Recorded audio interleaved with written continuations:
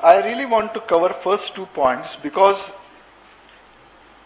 to me it appears the role of higher education has changed. And when I use the term higher education, actually role of every education, it is primary, secondary, but as we all are dealing with higher education. And when I use higher education, it is professional education, it is general education, it is engineering, whichever. The role has changed. And what that change has come, we'll talk a little bit. And this has happened because of the global scenario change.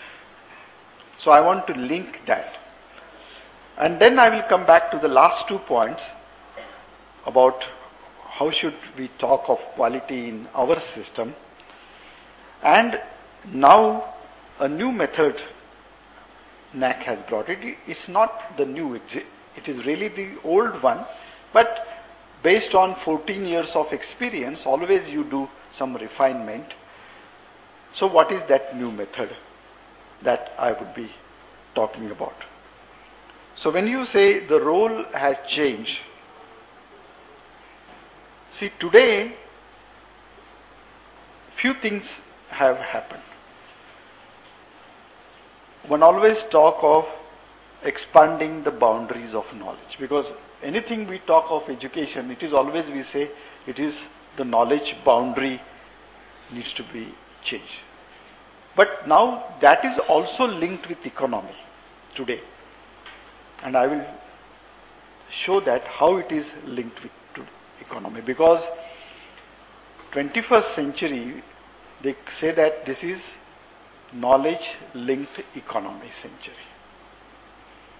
And they also talk of knowledge linked society. In fact, in 21st century, they talk of knowledge as the unit of currency. It is no more dollar, it is no more sterling pound, it is knowledge which is the unit of currency. So the society which is more knowledgeable,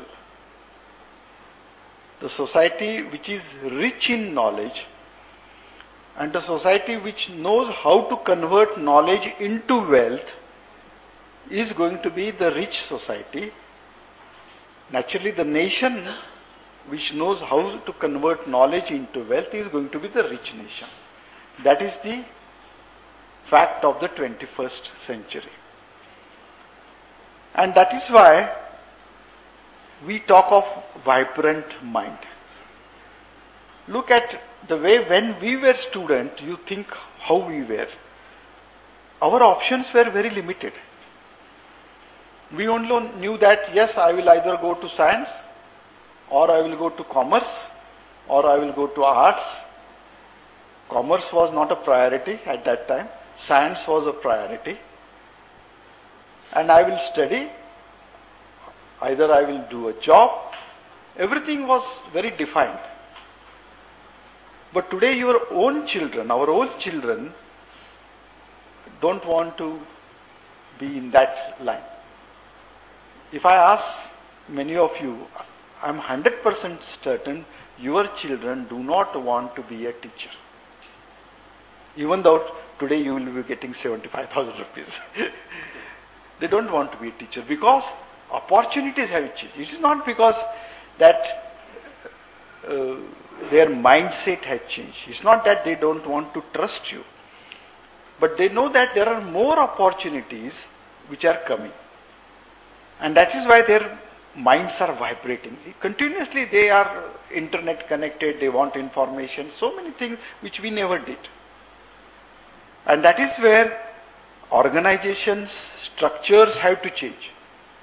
Because we have to cater to these young students who are coming in our institutions, are looking for these various options.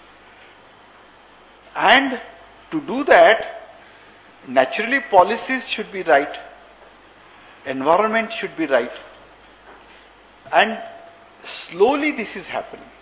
Today, when you listen to the MHRD minister, he is talking of different language. Actually, this in the 10th plan, if you see the document of the UGC, I had talked the same language, but in between 5 years of black period went, and no change happened. In that period, a lot of change happened world over. And satisfying the stakeholders. Now, who are the stakeholders? We will talk. And in all this, it is the flexibility which is a key. We simply cannot tell to the student now that you do only this. Students wants to combine many things. If they want to combine many things, that means structure must change. Our structure today don't allow that combination. Because the commerce student would like to know, if you want to become a successful, you need to do many more things. Even management student, it is not only management. They don't have to understand psychology. They have to understand sociology. They have to understand how the finances are controlled. This is true also for commerce student. This is true also for art students. Because art students, today you see somebody say that if I study history, what is the use? No. Today history people are very much needed, provided history, BA in history has done Chinese language or Japanese language. So BA history and Chinese language people are needed. Today I have no time, but I will show you what sort of a job opportunities are coming. That means it is the different dimensions which are emerging, which were never true when we were doing. So today no subject, no discipline is poor than any other discipline. And that is what we must tell to the students also. But for that, a lot of things we need to do. It's not crime to be doing BA in Gujarati. You do BA in Gujarati. There is nothing wrong. But do BA in Gujarati well and then also study Japanese. So that when the Japanese industry is going to come and interact with us, they want to understand Gujarati, Japanese. And also do English. So if you combine your Gujarati with English and Japanese, there are no people available. They are willing to pay you 100,000 rupees per month if you know this. And I am not joking. I will show you how many people are needed. So the challenge is opening more doors. And as a principals, we must do that sort of a thing.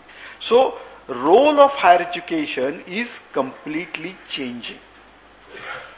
And this role is under scanner also. Why it is under scanner?